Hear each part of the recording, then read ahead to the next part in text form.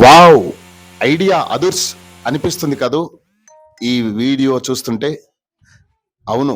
బైక్‌తో దోమల నివారణ చర్యలు చేపట్టొచ్చు.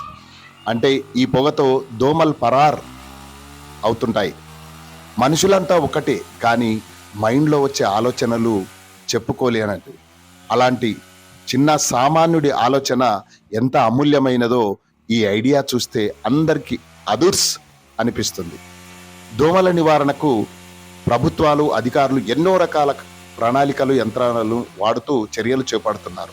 కాగా వికారాబాద్ జిల్లా కొడంగల్ నియోజకవర్గంలోని దౌలతాబాద్ మండలం గోకఫస్లాబాద్ గ్రామానికి చెందిన గ్రామ పంచాయతీ పారిశుద్ధ్య కార్మికుడు మాల వెంకటప్ప సదరు సర్పంచ్ రెడ్డి శ్రీనివాస్ సహకారంతో చేసిన ఈ ఐడియా అందరినీ అదుర్స్ అనిపిస్తుంది, ఆదర్శంగా నిలుస్తుంది.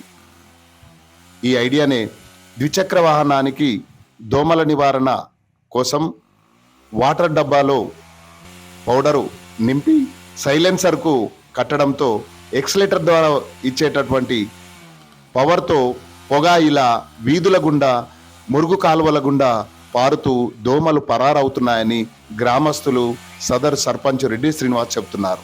ఈ ఐడియా ఎంతో బాగుందని, ఇది రాష్ట్ర వ్యాప్తంగా కూడా అమలు చేస్తే బాగుంటుందని స్థానికులు మెచ్చుకుంటున్నారు.